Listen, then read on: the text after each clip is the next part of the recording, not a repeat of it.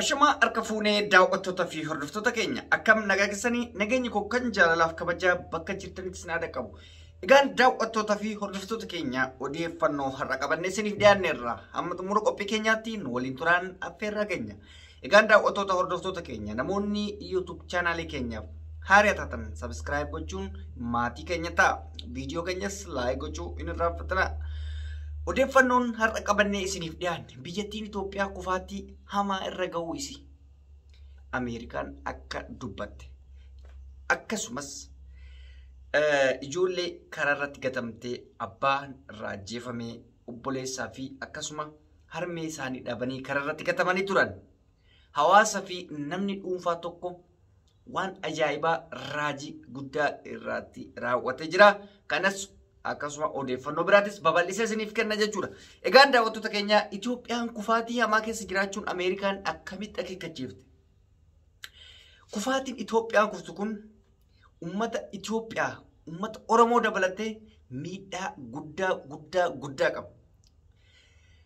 Maalinni akkuma beekamutti Itoophiyaan dhiyeenya kana qondaaltota mootummaa irratti viizaan akka hin kennamneef qoqqobbii kaa'ee ture. Isa qofaa miti Itoophiyaan waggaatti galii garaagaraa Itoophiyaadhaaf kennan yookaan immoo gargaarsi kennamu gargaarsa doolaara biiliyoona 1 olitti kan tilmaamamudha jedha BBC'n Afaan Oromoo.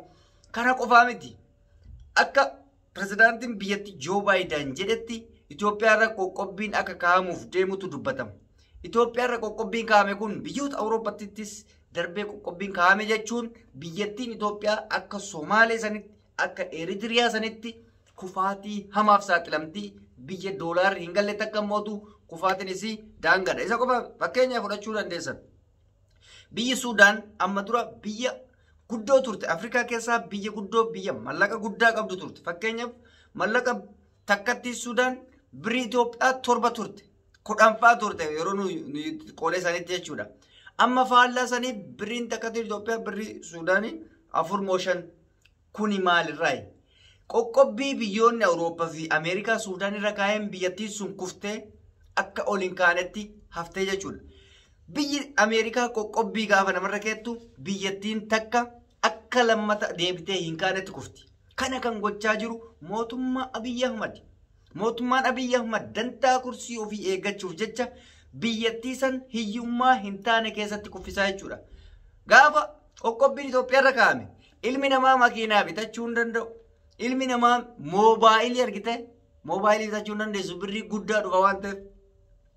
Suudaanitti amma nyaata takkatti qarshii meeqa nyaatama jedhan? Nyaata takka yookaan nyaatte birrii 500 kafalta. Duraan birrii meeqa ture? Nuus jinee yookaan shilingiin isa jedhamu saniin namni tokko shilingiin sumunii ba'aa nyaata duraan Suudaanii. Amma garuu 500 nyaata. Kuni maalirraayi? Qoqqobbii doolaarri kufee biyya san doolaarri hin jiru. Ameerikaa qoqqobbii irra kaa'e. Itoophiyaanis akkas ta'uuf deemte jechuudha. Sangaa tokko birrii miliyoona nu bichisiisuuf deemte. Mootummaan kun argitee faallaa uummataa fi faallaa biyyoota adda addaa deemee nyaata afaanitti nyaannu tan birrii duraaniyyuu Itoophiyaatti didhaama birrii 100,000 150 nu nyaachisuu jedha jechuudha.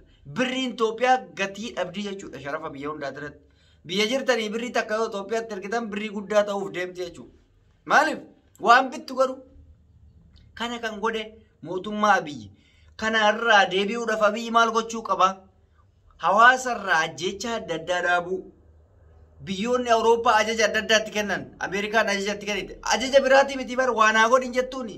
Lammiilee kee hin fixinii, saba kee hin fixinii. Gaafii uummataa deebisii, dimokiraasii babal'isii. Uummanni booyuu jira kanuma jedhanii birrii nuu kennin jenne, duubee nuu kennin jenne, waa nuu godhin jenne.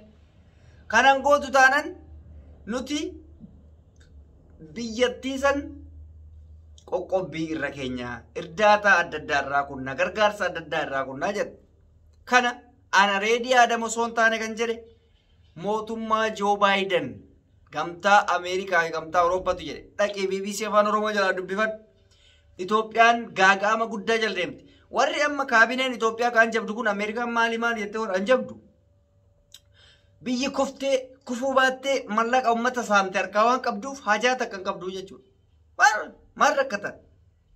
Waan saamatan waan ta'eef makiina yoo biliyoona iyyuu gaggalu taate kam saaman saniin bitatti jedhe.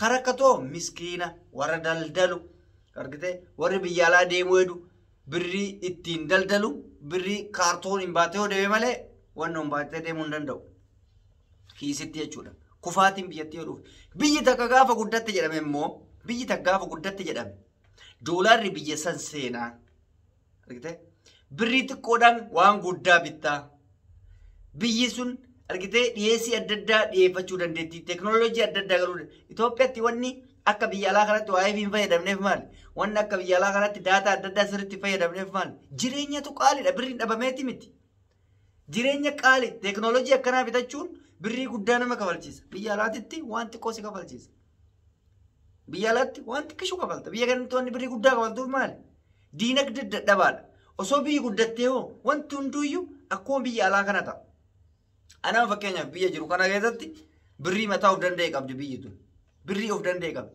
garuu doolaaris akkuma birrii biyya isaanii isa waan barbaadden deemtee bitatta suuqiirra doolaara birrii biyya feeteef birrii gurguddaa doolaara fi yuuroo jechuudha suuqaa waan barbaadden bitatta guddina irraa mallayni walqixa deema biyya kanatti mallayni isaanii jechuudha Afrikaa irraa biyya guddatte waan ta'eef warroonni fakkeenya biyya Arabaa fa'aa keessa jirtan birriin doolaara waan wal bira jirtuuf waan barbaade Itoophiyaatti ta'u doolaara qabattee deemu nuyi ko torbaandidha si ajjeesiisa lubbuu kee si baay'isiisa doolaara baadhattee deemte taanaan ati lubbuu kee hin argattu yuuroo baadhattee riyaala baadhatte taanaan lubbuu kee hin argattu hiyyummarraa biyyi sun akka malee xiqqoo ta'urraa jechuudha wanti akka doolaara nama doolaara ijaan argee hin beeknetu jira Itoophiyaatti maal akka ta'e kan hin beekne gaaga'ama guddaa akkanaatirra jira mootummaa kana rabbiin irraa haa buusu zaalima deebii uummataan deebisu dantaa biyya isaa hin eegu dantaa hawaasaa hin eegu aangoo ofii qofa eega maali namni akkanaa rabbi jedhaatini nama aangoo qofaaf jedhe biyyattii san kufaatii keessatti darbuuf deemu wallaahi dhugaan baana amma TPLF wannoon Geetaachoo Raddaa Galeessa gaafiif deebii dhiyeesse san keessatti iccitii Abiyyi wajjaasaa ture san gadi yaase Oromoon akka tuffatamaa ta'e itti himaa ture mee namni akkamitti diinatti akkana nama godha yaa jiran yoo sobellee ani garuu hin beeku baay'ee ulfaataadha jechuudha kan isaanii hedduu namatti ulfaata mee kana kan waan biratarraa rabbi biyya teenya nagaa godhu biyyi Itoophiyaa kufta jechuun hundi keenya kufneedha rabbi qoqqobbii jedhamu san akka irraan kaa'amne du'aa goona jechuudha Abiyyi kanallee rabbi nurraa buuse biyya bira akka ijaarru abdii qaba inni bira obboleeyyan keenya sadiin tokko ture daa'imman keenya sadiin tokko amma dura sababa dhukkuba kaleetiin abbaa isaanii dhabanii turanii sababa dhukkuba kaleetiin abbaan isaanii dhabamee osoo jiru ilmi isaanii yookaan obboleessi daa'imman kanaatis osoo abbaan du'ee hin turin hiriira Oromoodhaaf Oromiyaa tanaaf bahee rasaasa wayyaanetiin rasaasa mootummaatiin galaafatamee ture achirraan haatillee baay'ee dhiphattee dhiphina guddaa keessa galtee abbaan du'ee ilmi jalaa du'ee abbaan manaa jalaa du'ee jechuun abbaan manaatiif ilmi jalaa du'ee jennaan cinqii keessa galtee dhukkubsattee duutee jechuudha sana booda ijoollee sadii kophaa isaaniitti hafanii haadha malee abbaa malee obboleessa malee hafanii gargaarsa nama tokko malee kararratti darbatamanii haa ta'uti hawaasni Oromoodhaa ijoollee kararratti darbatamte san arguudhaan gargaarsa adda addaa biyyoota adda addaatirraa birrii miiliyoona takka ka Itoophiyaa buuseef erga miiliyoona takka Itoophiyaa buuseefi mallaqa kana maaliin akka godhan yeroo mari'atanitti mallaqni kun barnoota fi tajaajila nyaataa adda addaatiif isaaniif haa tolu jechuudhaan namni dhuunfaa tokko ani mootu mana jireenyaa bareedaa isaa ijaaraaf jedhee waadaa seenee waadaa isaa osoo nyaatiin guyyaa muraasa keessatti mana ajaa'iba mana magaalaa keessatti hin jirame jedhee ajaa'ibaa ijaaree fi karaa gubbarraa mana ho'atti ijoollee daa'imman san ol galchanii Oromoon galatoomaa namni waan kana goote sunis baay'ee onnee keenya irraa si galateeffanna ijoollee kararraa fuutee abbaa mana ho'aa magaalaa keessatti taasisuun kee ati jireenyi kee ho'aadha yeroo kamiyyuu siin jenna ummanni Oromoo akkanatti beekama miskiina gargaara namoota maatii hin qabne keessumaayyuu maatii isaaniis karaa adda addaatiin dhaban gargaaraa isiniin jedha baay'ee waan nama gammachiisudha odeeffannoo kanas kan argadhe Lata Qananii Aagaa Jalaa jechuudha daawwattootaa fi hordoftoota keenya odeeffannoon har'a qabannee kana fakkaata waan nu dhaggeeffattaniif galatooma isiniin jenna. Viidiyoo keenya kana laayik gochuun hin raaffatina. Namoonni YouTube keenya faariyaa taatan immoo sabiskiraayib gochuun maatii keenya ta'a. Turtii gaarii nuuf qabaadha. Isin jaalladha, isin kabaja. Nagaatti Oromoo.